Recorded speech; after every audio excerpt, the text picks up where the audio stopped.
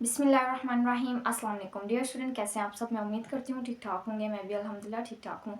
अच्छा जी, बहुत से स्टूडेंट डिमांड कर रहे थे कि मैम हमें चैप्टर वाइज बताया जाए कि important long and short question कौन कौन से हैं, किस किस टॉपिक में से कौन कौन से क्वेश्चन बनते हैं। तो आज की वीडियो स्पेशली उन स्टूडेंट्स के लिए बनाई गई है। आज मैं आपको बताऊँगी चैप्टर नंबर 3 हमारी जो ये ओप्स की बुक है, ओप्स एंड ऑब्स्टेटिकल नर्सिंग की बुक में जो चैप्टर नंबर 3 है उसके लॉन्ग एंड शॉर्ट क्वेश्चन कौन कौन से हैं और कौन कौन से टॉपिक है जो बी केयरफुली आपने अच्छे तरीके से करने हैं, जिसमें से पेपर बनने के चांसेस होते हैं। कौन कौन सी डेफिनेशन बार बार बोर्ड में पूछी जाती हैं, तो आप मार्क कर लीजिए। चैप्टर नंबर 3 का जो नाम है वो है एम्ब्रियोलॉजी एंड फीटल डेवलपमेंट। इसमें बहुत से ऐसे टॉपिक हैं जो कि पेपर में वाइवे में पूछे जाते हैं। बहुत से ऐसे क्वेश्चंस हैं, तो आपको वो छोटे छोटे क्वेश्चन भी बताऊंगी, आप मार्कर साथ साथ करते जाएं। अच्छा जी, सबसे पहले तो हम इसके सारे जो कंटेंट है ना उसको डिस्कस कर लेते हैं। कौन कौन से टॉपिक्स हैं जो कि इस चैप्टर के अंदर इंक्लूड हैं। इसमें सबसे पहले आ जाता है रिप्रोडक्शन, ठीक है, गैमेटोजेनेसिस है, ओवल्यूशन है, फर्टिलाइजेशन है। इसके बाद ये सारे टॉपिक्स जब मैं आपको बता दूंगी उसके बाद मैं आपको मार्क करवाऊंगी कि कौन कौन से जो टॉपिक्स हैं आपने किस लिहाज से या क्या क्वेश्चन पूछा जाता है, किस तरह से आपने याद करने हैं। अच्छा जी, embryo, chorionic and chorionic villi है, decidua, development of embryo and foetus, development in embryo, ठीक है, umbilical cord development, placenta and foetal membrane, placenta foetal membrane, ये अलग अलग जो है ना उन्होंने बनाया हुआ है। फिर है amniotic fluid, liquor amnii, funis और umbilical cord, foetus in utero, obstetrical examination, foetal skull का टॉपिक है, area of skull, region of skulls, sutures and fontanelle, molding, caput succedamus, diameter of skulls। फिर आ जाता है फीटस एंड फीटल सर्कुलेशन। तो ये सारे टॉपिक्स हैं जो कि चैप्टर नंबर 3 में है, ठीक है, ये मेन टॉपिक्स हैं। अब मैं आपको इन टॉपिक्स को हम ओपन करते हैं और बताती हूँ कि इसमें से शॉर्ट, लॉन्ग या एमसीक्यूज या फिलिंग द ब्लैंक्स किस तरह से बन के आती हैं और कौन कौन से टॉपिक वेरी इंपॉर्टेंट है लॉन्ग के तौर पे और कौन से टॉपिक या कौन सी डेफिनेशन शॉर्ट के तौर पे आपने याद करनी है। तो स्टार्ट करते हैं अपने वीडियो। चैनल को पर फर्स्ट टाइम तो ज़रूर सब्सक्राइब कर दें, वीडियो को लाइक कर दें और आगे चलते हैं। पेज नंबर 55 पे रिप्रोडक्शन का टॉपिक है। 55 ओपन कर लेते हैं, बिस्मिल्लाहिर्रहमानिर्रहीम। अच्छा जी, ये रिप्रोडक्शन का टॉपिक है। तो ये देखें जी, बुक के ऊपर जो है ना मैंने मार्कअप की हुई हैं चीज़ें। ये बुक वैसे भी बहुत ही स्मॉल राइटिंग में लिखी गई है। इसमें बेटा आपने सबसे पहले तो रिप्रोडक्शन की डेफिनेशन कर लेनी है, ठीक है। रिप्रोडक्शन की सिंपल सी डेफिनेशन है, यहाँ से आपने करनी है, ये 2-2.5 लाइनें यहाँ से आपने रिप्रोडक्शन की डेफिनेशन कर लेती हैं। फिर उसके बाद ओजेनेसिस और स्पर्मेटोजेनेसिस, ये 2 डेफिनेशन कर लेनी है। ओजेनेसिस बोलते हैं डेवलपमेंट ऑफ मेच्योर ओवम। जब ओवम अंडा मेच्योर होता है ना उसको हम क्या बोलते हैं, oogenesis. Spermatogenesis means development of a spermatid from mail.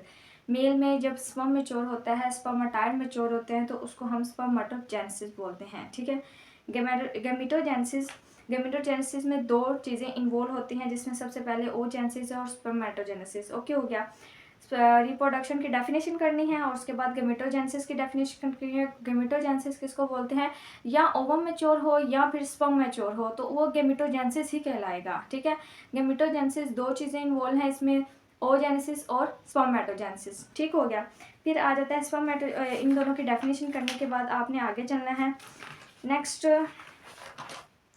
अच्छा जी, नेक्स्ट आपने जो है ना ये सारी चीज़ें, ये 16 पॉइंट है, इसके अच्छे तरीके से आपने रीड कर लेने हैं एमसीक्यूज़ के तौर पे, ठीक है। फिर आ जाता है स्पर्मेटोजेनेसिस। ये मैं आपको बता चुकी हूँ कि स्पर्मेटाइड्स जब मेच्योर होते हैं मेल में तो उसको हम स्पर्मेटोजेनेसिस बोलते हैं और इन दोनों को मिला के गेमेटोजेनेसिस, ठीक है। यानी गैमेट्स का मेच्योर होना, मेल गैमेट हो या फीमेल गैमेट हो, फीमेल गैमेट ओवम है और मेल गैमेट जो है स्पर्मेटाइड है, स्पर्म है, तो उनका मेच्योर होना गेमेटोजेनेसिस कहलाता है, ठीक हो गया। ओवुलेशन की डेफिनेशन कर लेनी है। Ovulation is a process where the secondary oocyte is released from the ovary following the rupture of mature graafian follicles and become the available for consumption.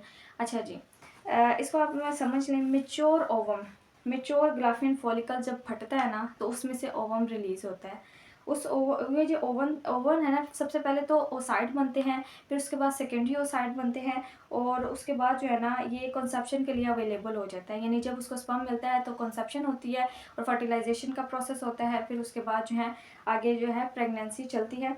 तो ओवुलेशन की डेफिनेशन करनी है। ये सिंपल डेफिनेशन आपने 2-2 ढाई लाइनों की करनी है और ये जो है ना आती हैं पेपर में, ठीक है, लॉन्ग के तौर पे नहीं। फिर कॉजेज ऑफ ओवुलेशन में ना ये 3 पॉइंट हैं जिसमें है endocrinals, LH, sugar, FSH rise, stretching factors और कॉन्ट्रैक्शन ऑफ माइक्रो मसल्स। तो ये कॉजेज ऑफ ओवुलेशन में जस्ट आपने ये स्केच करना है, आपने और कुछ भी नहीं यहाँ से करना, सिर्फ ये जो स्केच बना हुआ है ना ये आपने समझ लेना है। इतना टाइम नहीं है आपको पूरा जो है चैप्टर कवर करवाना है, कौन कौन सी चीज़ें किस तरह आपने याद करनी है, शॉर्ट या लॉन्ग, और आपको एमसीक्यूज वगैरह सारा कुछ मार्क करवाना है। तो जो है ना आपने ये थोड़ी सी एफर्ट खुद भी करनी है, और जिनको समझ नहीं आएगी वो जो है ना सिंपल वे में मेरे नोट्स बने हुए हैं, ईजी टर्मिनोलॉजी, बुक के जो टर्मिनोलॉजी आपको पता है थोड़ी सी डिफ़िकल्ट है, तो आपको नोट्स समझने में ज़्यादा आसानी होगी, तो आप नोट्स भी बाय कर सकते हैं। चैनल के व्हाट्सएप पे जाएँ, चैनल की प्रोफाइल के ऊपर वहाँ व्हाट्सएप नंबर शेयर है, इस वीडियो के अंदर भी मैं शेयर कर देती हूँ, शेयर बल्कि हर वीडियो में ही करती हूँ, तो आप इजीली जो है रब्ता कर सकते हैं। फर्टिलाइजेशन की डेफिनेशन करनी है, सिंपल सी डेफिनेशन 9-10 में भी हम पढ़ते आए हैं। प्लांट में फर्टिलाइजेशन कैसे होती हैं, एनिमल्स में कैसे होती हैं, जब मेल और फीमेल एग स्पर्म सेल मिलते हैं, ठीक है, एग और स्पर्म जब मिलते हैं तो फर्टिलाइजेशन होती हैं। अच्छा जी, फिर फर्टिलाइजेशन के बाद आपने जो है ना ये स्केच जो है ना लाजमी हर चीज़ का बनाया कर, चाहे आपको शॉर्ट डेफिनेशन आइए ना तो जल्दी से आपने एक अंडा बनाना है और स्पर्म बना के जब उसकी फ्यूजन होती है तो फर्टिलाइजेशन कहलाती है, ठीक हो गया। तो स्केच लाजमी बनाया करें। फिर आ जाता है development of zygote from fertilisation of blastocyst and its transport steps. जब आप इस डायग्राम को समझ लेंगे ना, ये जो मरोला, ठीक है, उसके बाद ब्लास्टोसिस्ट बने हैं 18 सेल स्टेजेस पे, जस्ट ये डायग्राम समझ लेंगे ना तो आपको ये अंदर वाला जो भी इन्होंने लिखा हुआ है ना आपको समझ आ जाएगी। डायग्राम को अच्छे तरीके से आपने समझ लेना है। ब्लास्टोसिस्ट की डेफिनेशन पेपर में आ सकती है, लॉन्ग के तौर पर खैर नहीं, अगर लॉन्ग आ भी जाएगा तो अगर आपको स्केच अगर याद होगा ना कि डायग्राम कैसे बनाते हैं और डायग्राम में कौन कौन से पार्ट हैं और कौन से सेल्स पे मरोला बनेगा, कितने सेल्स पे ब्लास्टोसिस्ट बनेगा, तो आपका लॉन्ग इजीली कवर हो जाएगा हेडिंग बना बना के जब आप करेंगे, ठीक है। ट्रोफोब्लास्ट की डेफिनेशन आपने कर लेनी है। ट्रोफोब्लास्ट में आगे 4 टाइप्स आ जाती हैं, ठीक है, सिस्टोट्रोफोब्लास्ट है, साइटोट्रोफोब्लास्ट है, ये इसके ना नेम्स हैं। फिर आ जाता है जी इनर सेल मैस, ये भी इसके अंदर इंक्लूड है। देन एम्ब्रियो, एम्ब्रियो की जस्ट आपने डेफिनेशन कर लेनी है। एम्ब्रियो किस स्टेज पे बनता है, ये जो है वो आपको एमसीक्यूज भी पूछा जा सकता है। 8 वीक पे जो है ना आफ्टर इम्प्लांटेशन 8 वीक पे जो है ना एम्ब्रियो बनना शुरू हो जाता है। तो ये आपने एमसीक्यूज करना है, खाली जगह भी आ सकती है। कोरियन एंड कोरियोनिक विलाई, ये जस्ट आपने डेफिनेशन करनी है, इसमें जाने की डीपली जाने की ज़रूरत नहीं। या तो आपसे टाइप्स ऑफ कोरियोनिक विलाई कोई टाइप्स पूछी जा सकती हैं, शॉर्ट के तौर पे तो आपने 3 लिख देनी है, प्राइमरी सेकेंडरी टर्शियरी, ओके हो गया। देन डेस्यूडा, डेस्यूडा किसको कहते हैं, डेस्यूडा एंडोमेट्रियम को कहते हैं। एंडोमेट्रियम जस्ट प्रेगनेंसी से पहले एंडोमेट्रियम है, यूट्रस की लेयर है, लेकिन जब उसमें प्लेसेंटा आके अटैच हो जाता है ना तो वो डेस्यूडा कहलाती है, जस्ट इतना इतना सा फर्क है। और एंडोमेट्रियम का दूसरा नाम डेस्यूडा है, ठीक है, ड्यूरिंग प्रेगनेंसी, प्रेगनेंसी के बाद डेस्यूडा नहीं है, प्रेगनेंसी के बाद उसका एंडोमेट्रियम ही नाम है। तो ये सिंपल सा कॉन्सेप्ट है। स्ट्रक्चर ऑफ डेस्यूडा है, ये डायग्राम बनी हुई है, ठीक है, compact spongy basals muscle cell हैं। और इसके अलावा जो है ना फंक्शन ऑफ डेस्यूडा क्या है ये आपने कर लेना है। 4 इसके पॉइंट हैं, इंपॉर्टेंट है शॉर्ट के तौर पे। Development of embryo and foetus, ठीक है, इसको आपने पढ़ लेना है। पीछे से आप अच्छे तरीके से अगर रीड आउट करते जाएंगे ना तो आपको आगे मुश्किल नहीं होगी चीज़ों को अंडरस्टैंड करने की। जस्ट रीड करना है, रटा मारने की, याद करने की भी ज़रूरत नहीं है। रीड करेंगे, जो कॉन्सेप्ट आपके माइंड में जस्ट आपने पेपर में वो ही लिख देने हैं। स्ट्रक्चर ऑफ एम्ब्रियोनिक प्लेट, इसमें जस्ट ये आपने जो है ना ये पॉइंट कर लिए, टेबल कर लेना है। यानी 1 घंटे में, 24 घंटों में, 42 घंटों में कौन कौन सी चीज़ें बन रही हैं, 16 दिन पे, ठीक है, 21 दिन पे, 21 से 22 दिन में, और 45 से 50 दिन में, 71 से 267 डेज में क्या क्या हो रहा है सारा प्रोसेस। जल्दी से बात है, एलएच भी कर रहे हैं तो प्रेगनेंसी का सारा ही आपको छोटे छोटे पॉइंट का पता होना चाहिए। फिर आ जाता है प्लेसेंटा और फीटल मेम्ब्रेन। प्लेसेंटा की डेफिनेशन, प्लेसेंटा के जो फंक्शन हैं ये यहाँ पे तो नहीं है, आगे बताएंगे।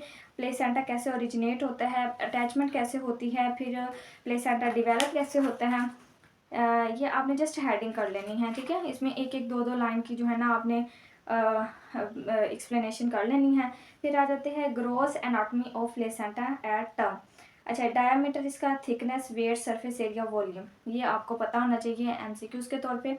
और फिलिंग द ब्लैंक्स, ठीक है, जो चीज़ एमसीक्यूज़ आ सकती है ना वो फिलिंग द ब्लैंक्स भी बना सकते हैं उसमें से। सरफेस ऑफ प्लेसेंटा, ठीक है, फीटल एंड मैटरनल है, पेरिफेरल मार्जिन, और ये इतना इम्पोर्टेंट नहीं है, जस्ट आप रीड कर सकते हैं इसको। फिर लोब्स, ठीक है, लोब्स और maternal cotyledons which are separated by सूजी। थोड़ा सा इसको रीड कर लीजिएगा एमसीक्यूज के तौर पे। देन अटैचमेंट, इसकी सेपरेशन, और माइक्रो एनाटॉमी ऑफ प्लेसेंटा, ये आप थोड़ा सा कर लें। प्लेसेंटा की डायग्राम आप कर लीजिए, ठीक है। ये डायग्राम उन्होंने बनाई हुई है, इसको ज़रा समझने की ज़रूरत है। किसी लेक्चर में मैं आपसे ज़रूर और जो है ना वो डिस्कस करूँगी, ज़रूर ये लेक्चर दूँगी। देन ये सारी वही एक्सप्लेनेशन की हुई है इन्होंने। ज़्यादा इंपॉर्टेंट जो चीज़ें हैं ना वो आप मार्क करते जाएं, जो मैंने आपको पीछे डेफिनेशंस करवाई हुई हैं। फिर आ जाता है function of placenta, very important है। इसमें सबसे पहली हेडिंग जो है ना वो है रिस्पिरेटरी फंक्शन, एलिमेंट्री फंक्शन है, एंडोक्राइन फंक्शन है, ठीक है। ये बार बार पेपर में सवाल आता है, फंक्शन ऑफ प्लेसेंटा बार बार पूछा जाता है। प्रोटीन हार्मोन्स हैं, 2 हार्मोन हैं, HCG और HPL। फिर स्टेरॉयडल हार्मोन है, बैरियर फंक्शन है, एंजाइमेटिक फंक्शन है, इम्यूनोलॉजिकल फंक्शन है। फिर उसके बाद नेक्स्ट टॉपिक वेरी इंपॉर्टेंट है, एबनॉर्मेलिटीज़ ऑफ प्लेसेंटा। प्लेसेंटा में ना काफ़ी ज़्यादा अक्सर ऐसा होता है कि वुमेन में एबनॉर्मेलिटीज़ आ जाती हैं प्लेसेंटा ड्यूरिंग प्रेगनेंसी, जो है ना प्लेसेंटा की फॉर्मेशन में थोड़ा प्रॉब्लम हो जाता है। तो ये 13 पॉइंट हैं, जिसमें सबसे पहले लार्ज प्लेसेंटा, प्लेसेंटा सिस्यूनिटा, placenta membranacea, placenta circumvallata, battledore placenta, placenta accreta and increta, bipartite placenta, tripartite placenta, placenta velamentosa है, प्लेसेंटा प्रीविया, अब्डक्शो placenta, placenta fenestrata, placenta marginata. अच्छा जी, तो इसमें जो है ना इन सारे जो 13 पॉइंट्स हैं ना, इसमें से ये जो प्लेसेंटा प्रीविया और अब्डक्शो प्लेसेंटा ये बार बार लॉन्ग के तौर पे आया है।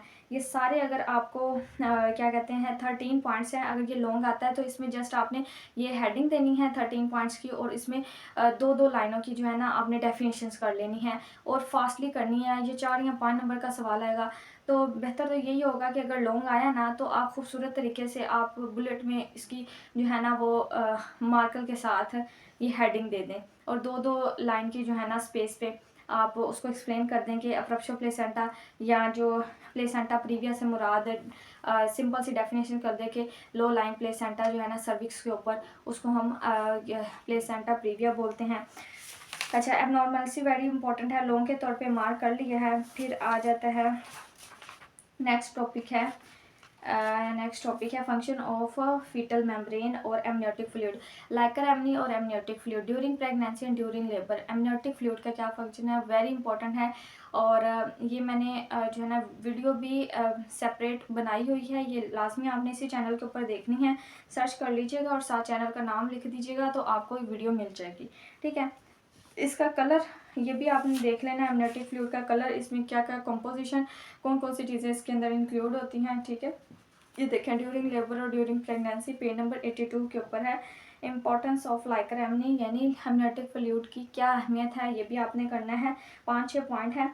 फ्यूनिस और अम्बलाइकल कॉर्ड, फिर उसके बाद देखें अम्बलाइकल कॉर्ड जो है ना जिसको हम नाड़ो बोलते हैं, उसको हम फ्यूनिस भी बोलते हैं, उसका क्या अहमियत है, उसकी क्या डेफिनेशन है, उसके अंदर क्या क्या कंपोजिशन है, उसकी करेक्टरिस्टिक, उसका स्ट्रक्चर है, ठीक है।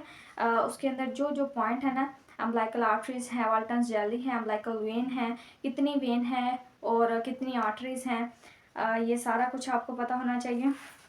ये चीज़ें ऐसी हैं जो कि डिटेल में एक एक टॉपिक एक एक दिन पे जो है ना वो मैटर करता है। तो आपको जस्ट ये इसलिए बता रही हूँ कि ये पेपर में पूछी जाती हैं चीज़ें, सो आपने बी केयरफुल इनको कर लेना है। जो नहीं पूछी जाती वो भी मैं आपको बता देती हूँ। एबनॉर्मलिटीज़ ऑफ कोड, अच्छा जी, कोड की एबनॉर्मलिटी भी कभी कभार लॉन्ग आ जाता है। अम्बलाइकल कोड की ये एबनॉर्मलिटी है कि कभी कोड जो है शॉर्ट होती है, कभी लॉन्ग होती है। ट्रू नोट, फास्ट नोट, यानी जो अम्बलाइकल कोड है ना उसको गिरा लग जाती है। अगर गिरा बहुत मजबूत होगी तो वो होगी ट्रू, और अगर गिरा खुल जाएगी जल्दी तो वो है फास्ट नोट। फिर लॉप ऑफ कोड है, true cyst of code, fast cyst है, सिंगल अम्बलाइकल आर्टरी है, ठीक है। वैसे तो अम्बलाइकल आर्टरी 2 होती हैं, तो अगर सिंगल होगी तो ये जाहिर सी बात है एबनॉर्मलिटी है इसमें, ठीक है। तो ये आपने स्केच के साथ साथ इसको तैयार करना है।